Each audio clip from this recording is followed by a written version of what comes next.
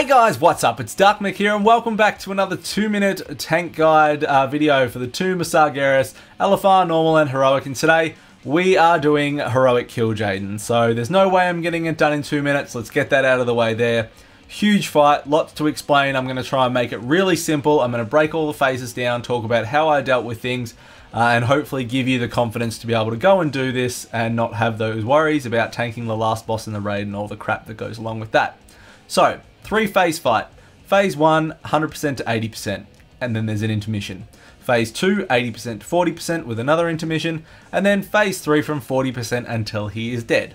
So, things to get out of the way straight away. Kil'jaeden hits really fucking hard. This is a real cooldown intensive management fight for tanks, so just be aware of that going in. You need to have a really good understanding of your cooldowns and have good cooldown management to make it through this. On LFR, you're probably going to get away with a lot. On normal, it's not too bad. On heroic, you will get fucking BBQ pwned if you fuck something up pretty much.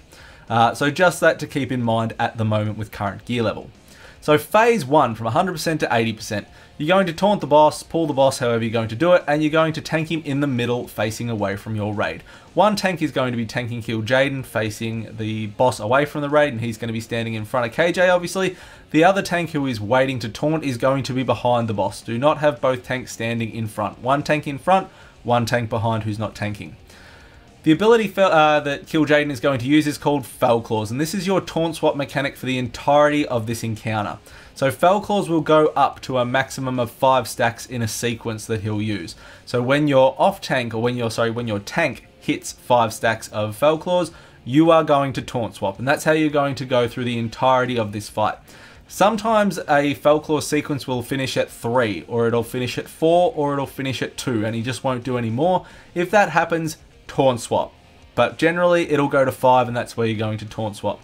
It's a big cleave, hence facing him away from the raid. Now the way that I manage Fell Claws on a Blood Death Knight is I eat the first one, I then vamp blood 2, 3, 4 and 5 with Blood Mirror from 2.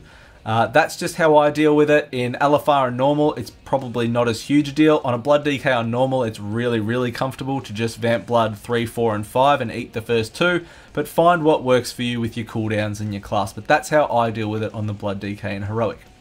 Now another ability you've got to worry about through this first phase is a thing called Rupturing Singularity. It is a big purple orb that falls from the sky.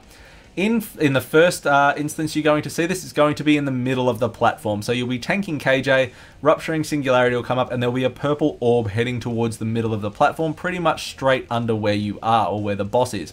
You just need to make sure that you are not directly under the orb. You want to be near it because when it hits the ground it is going to punt you backwards. If you are under it when it hits the ground it will one-shot you, so just make sure you are close to that.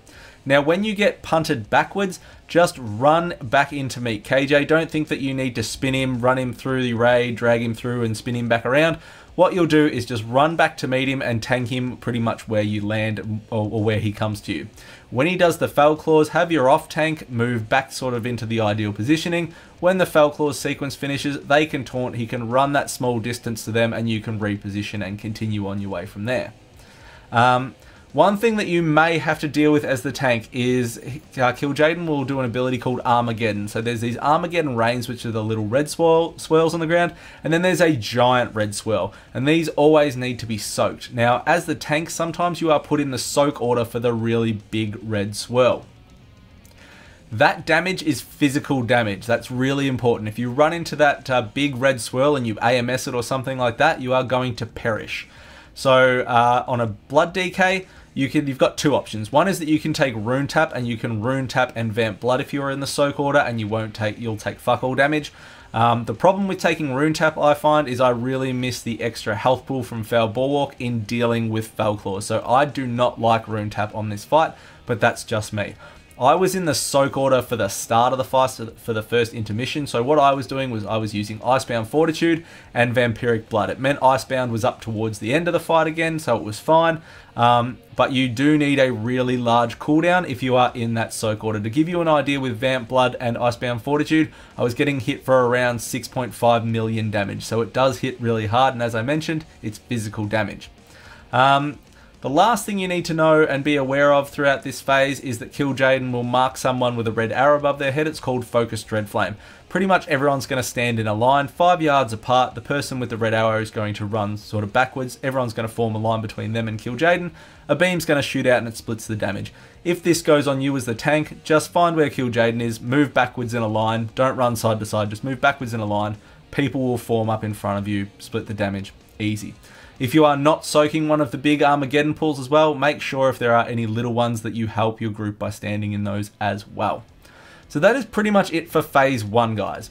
Then you move into an intermission where Kil'jaeden will go to the middle, he'll fly up, and through this intermission you're going to get Armageddons, the red swirlies and the big red swirl. You're going to get the focused flames, you're going to get the orbs. Now when the orbs, the rupturing singularity, the purple orbs, come in this intermission, they're going to be coming in the corners of the platform. So you need to look for which quadrant the orb is going down into. You just need to move into that one to ensure that you're not getting punted off the edge. So just be aware of that, it's pretty easy to deal with.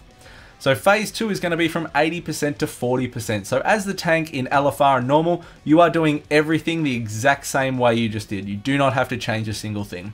In heroic, you're going to get a new mechanic, which Kil'jaeden is going to make a copy of the tank. So if you're tanking when this goes off, you are going to have an add, a copy of yourself spawn. As the person who is not tanking Kil'jaeden, you need to immediately taunt this add as soon as it spawns and bring it underneath Kil'jaeden so the raid can cleave it down. What's going to happen is there's pretty much going to be a race between finishing this add off and the Fellclaw sequence finishing. So when the add spawns, if it's the off tank, pick it up straight away, move it under Kil'jaeden, let the raid kill it. By that time when the add dies, the Fellclaw sequence of 5 should have finished, and then you'll be ready to taunt Kil'jaeden and move to the front. So that's pretty much it in phase 2 that's going to be different. You're still going to be needing to watch out for the rupturing singularity, the orbs and the quadrants on the corners of the platform. Just be aware of that and make sure you're mindful of what's going on around you. Keep him faced away, taunt swaps, that's pretty much it.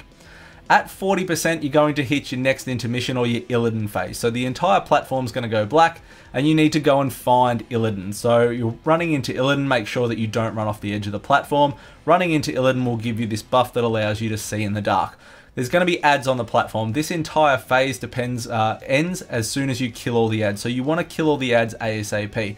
As a Death Knight, we've got Asphyxiate, we've got Death Grip, and we've got Mass Grip. So try and get a good Mass Grip off with 3 or 4 adds clumped up so you can get the adds down ASAP and you can push out of this phase.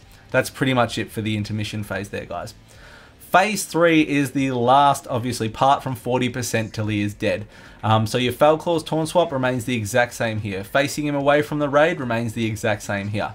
The new mechanic that you are going to get, well, there's going to be 2 new mechanics pretty much, or 3 even, in phase 3. So the first one is going to be a Flaming Orb. What's going to happen is a large orange circle, much like those Armageddon ones, but it's not Armageddon, it's a large orange singular circle is going to spawn. And where this spawns is where the flaming wiping ball of death is going to spawn, pretty much. So as the tank, if this orange spawns under Kil'jaeden or near Kil'jaeden, you need to move KJ away from that spot. What happens with the orb is when it spawns, the closest target to it, it fixates on and it chases them. The person's going to kite it around the platform. The longer they kite it for when the orb connects with them, the smaller the area of effect left by the orb is. So the fire on the ground is smaller the longer they kite it. As the tank, you need to make sure that orb doesn't fixate onto you, so you have to move the boss. If it does fixate onto someone and there's fire on the ground, you need to move the boss obviously to a safe region where people aren't standing in fire. So that's what you need to be aware of with the ball. The second thing you're going to encounter in phase 3 is demonic obelisks. I should add too, sorry, that flaming orb is only in heroic. You don't have to deal with it in LFR or normal. Demonic obelisks are going to be another thing that you have to deal with, and these are in normal as well. I'm assuming they'll be in LFR. They come out of the ground and they shoot fell beams out of them. Now the fell beams cause a knockback and damage. They'll one-shot people in heroic. They won't one-shot you as a tank, but they will knock you back. The beams always go to the sides. They never go to the corners of the platform, if that makes sense. So they're always shooting across the platform, not diagonally to the corners. The easiest way that I've found to deal with the obelisk is when the obelisks spawn, look at the obelisk. Is there a pointy end of the obelisk facing you? If you were to draw a line from you to that obelisk, are you in line with a point? If that is the case, you are in line with a beam. The beams come out of the pointy ends of the obelisk. So make sure that you are not in line with a pointy end and you'll be sweet as. The last thing you're going to be dealing with in Phase 3 is Kil'jaeden is going to open a rift. What's going to happen is it sucks you towards it. You just kind of need to fight against that pull, keep your positioning, your Fel Claws, taunt swapping. When he casts an ability called Darkness of 1,000 Souls, you need to run over to that rift area. It's a green line on the ground where the rift starts. About 2 to 3 seconds before that cast goes off, duck inside the rift, and then as soon as the cast goes off, move back out and continue on your way. That is pretty much it, guys. So I know this has been long, but I wanted to be really thorough. I really wanted to make it simple, and I would love to help you get this down or give you the confidence to tank it. So if you have any questions at all, please do hit me up. Thank you very much for taking out the time to watch this video and this series. Any questions, as I said, hit me up. Like, comment, subscribe. I'll see you all next time, guys. See ya.